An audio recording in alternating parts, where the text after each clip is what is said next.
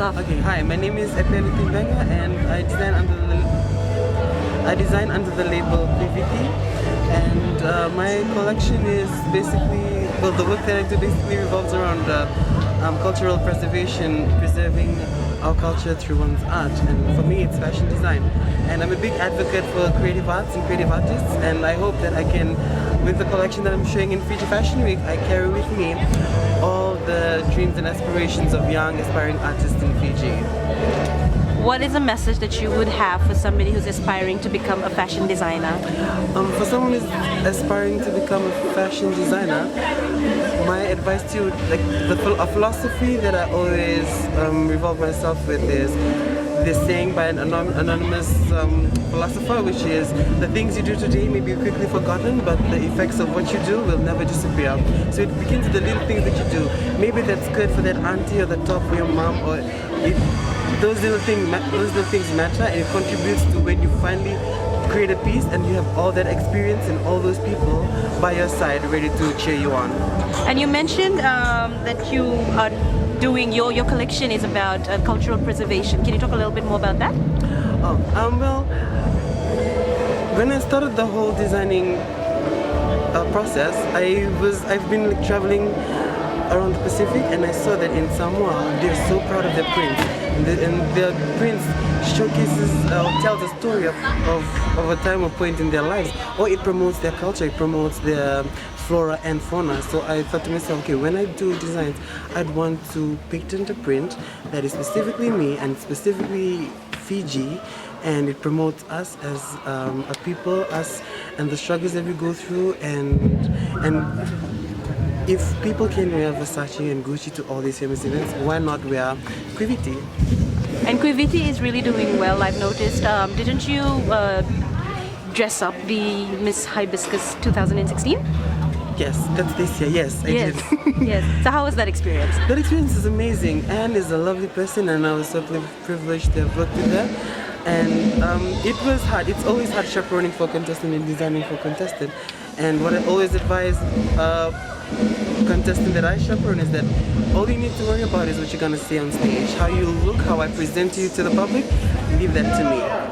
And so like we had a really good chemistry with Anne, so she trusted what I was gonna put on her, and I trusted what was gonna come out of her mouth, and so in the end it all worked, because chemistry does matter in pageants. Okay, and what would you say is a big challenge for you as a designer? Financial support. Okay. From, like, people don't really see the creative arts as more important or as on the same level as sports, and that's something that I'd like to change with the work that I do too. And what would you say in terms of support networks? What are some of the support networks that you rely on that has helped you get to where you are right now? I have a very close-knit friends, like about a handful of friends who I die for, and they've been giving me really good advice. And I think when iron brandishes iron, that sort of thing, so when you hang out with people who help move you forward, you can, and then you do, in return you do the same, like you just sort of get there. So friends and who we have as friends is quite important. Exactly. Yeah? Yeah. And so a little bit about your line coming out tonight. What would you say a bit about that? The collection I've got tonight is sponsored by the Wildlife Conservation Society, and they asked me to do a collection inspired by the Vatira seascape. And in my head I was seeing corals and stuff, but at the same time, people have done those sort of outfits. Why not just have the collection inspired by the Vatira seascape, but have it solely Fijian, so that it's different from coral reef in San Francisco or Hawaii or elsewhere, because then it's uniquely ours. So that's why I've got like full-on bam-in-your-face prints coming up, right, along with the blues and the flowiness. And nice. Yeah. And so there's a bit of research involved when you are putting together your pieces, considering they're a bit of advocacy pieces. And how do you go about doing that? Do you have help, or is it solely you? I have help. I I'm so glad I have friends who are advocates, and they always come, like, they take me to their meetings with different issues, and I'm always so inspired. I was like, what can the creative arts do about this? How can the creative arts stand up for women's issues? And I take this with me to the pageants, and then I tell my girl, when you wear this, let them know it's not about fashion, it's not about the designer, it's about women, it's an angle so that comes into play every time.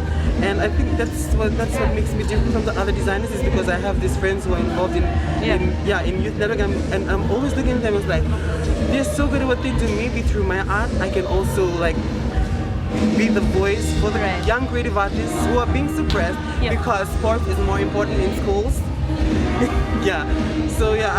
I really want to be that voice for young people, saying like, hey, support us, support the designers, support painters, support weavers, support mask makers, because we just rake in more money than these players. So a few fun things about you. So what's your favorite sport? My favorite sport is volleyball. Okay. And what's your favorite color? Favorite color is blue. And if you had to pick between sleeping or eating, which would you pick? Sleeping. Yeah? I was really going for the I'll eat while I'm sleeping. Thank you so much, Epeli. It has been great talking to you, and we wish you all the best for your line tonight. And we'll see you after the show. Yes. Thank you. I'm so